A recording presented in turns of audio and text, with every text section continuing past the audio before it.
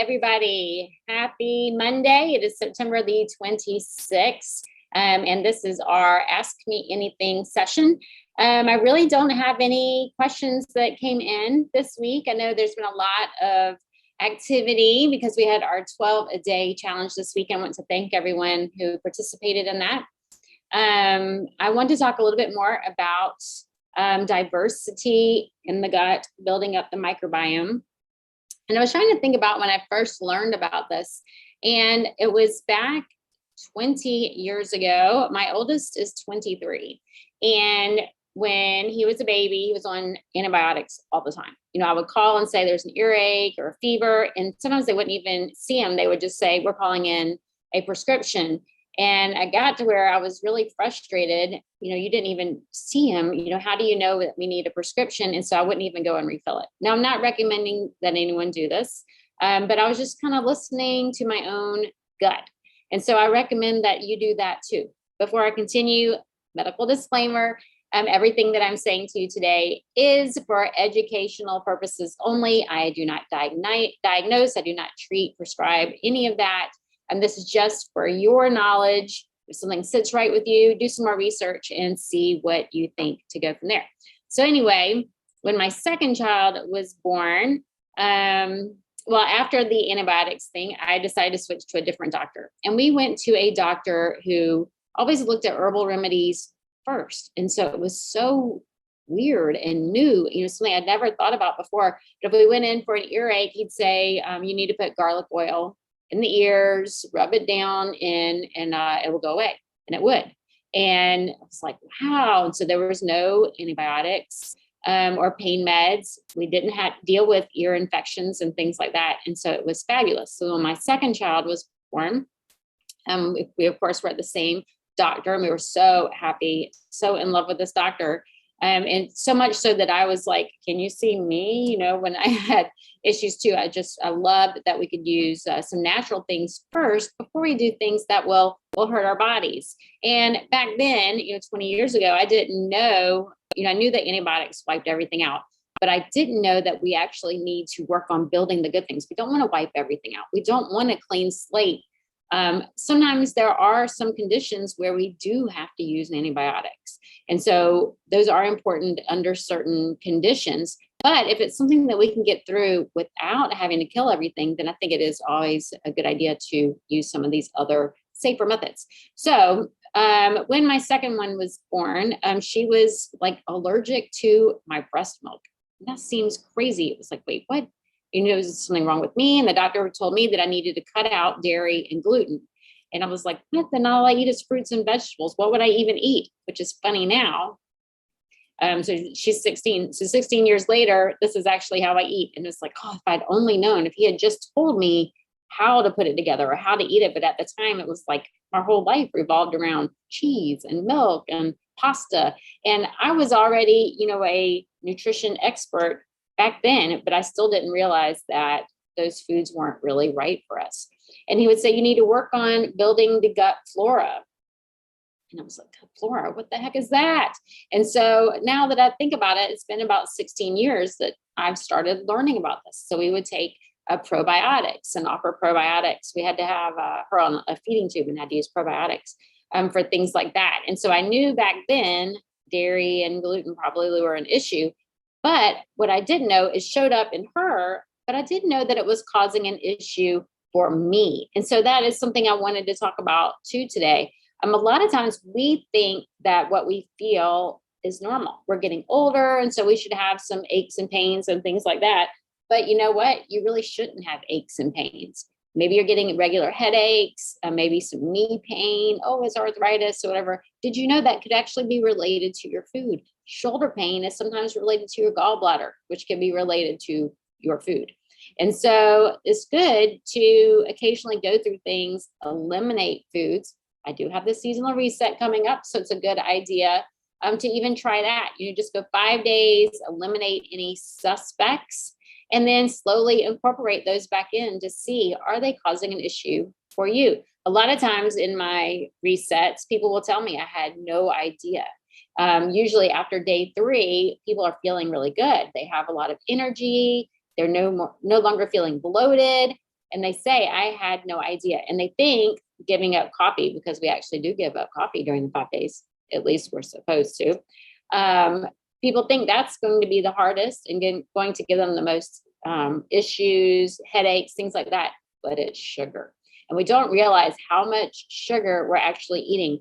Sugar in pasta. What? There's no sugar in pasta.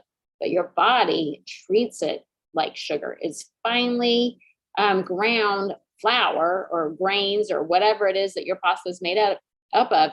It's so finely ground that there's no fiber. So you eat that, it's immediately broken down into glucose because it's a carbohydrate, and it's a very fast acting carbohydrate. So it goes right into your blood and spikes your blood sugar. So that goes with anything that has a flour in it. So if we're looking at crackers, make sure you're reading the crackers. Make sure they don't have flour in them, that they are whole foods. That's breads. Sometimes you can get 100% whole grain. People ask me about Essene bread and things like that. And they can be okay if you can, actually see all the grains in there. But if it's finely broken down, it's going to be processed really fast, quickly in your body. It doesn't look like the seed that it was made of. We want to be able to see those seeds. So sometimes I'll make a seed bread. I don't know if I have a video. I might have a video making a seed bread, because I'll just put whole oats, oat groats that are sprouted, whole buckwheat groats that are sprouted, with sesame seeds and pumpkin seeds. And I will put them all, I'll soak them and then combine them. Actually, I think I don't even add anything to them, and ferment them and form them into a loaf of bread. And then when you cut it, you can actually see all of the different seeds and grains. There's oat is a grain. And so you can actually see that in there.